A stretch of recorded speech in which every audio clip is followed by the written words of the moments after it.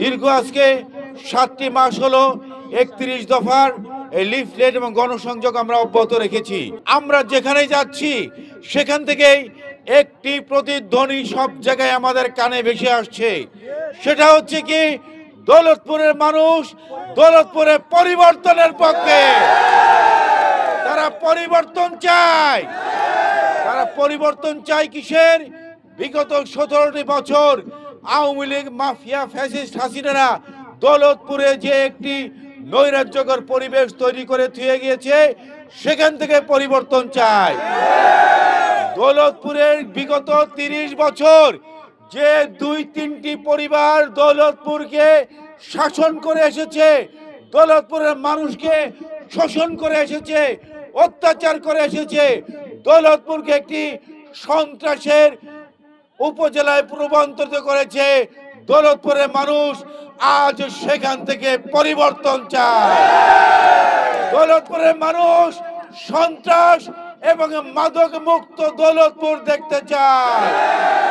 আর কোন সন্ত্রাস কবলিত হিসাবে দৌলতপুরকে দেখতে চায় না।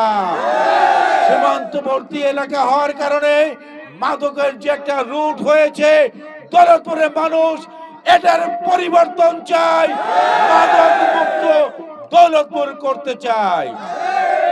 আমরা আজকে সেই পরিবর্তনের পক্ষে আছি।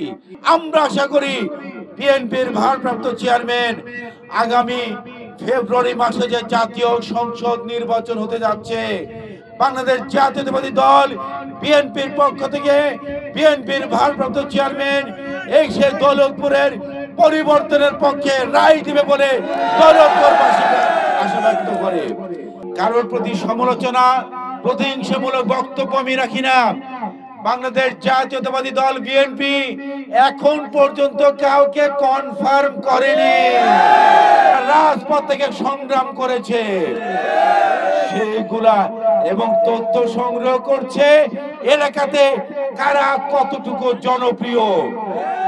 সেই আলোকে আগামী জাতীয় সংসদ নির্বাচনে বিএনপি থেকে দলীয় মনোনয়ন নিশ্চিত করা হবে। এখনো কিন্তু কাউকে করা হয়নি। 31 দফা আমাদের নেতা যারা দিয়েছেন আগামী দিনে রাষ্ট্র কাঠামো মেরামতের লক্ষ্যে, সে 31 দফা আমি আমার নেতা কর্মীদের প্রতি আহ্বান জানাবো, আপনারা দৌলতপুরের প্রতিটি ঘরে ঘরে 31 দফা পৌঁছে দিতে হবে।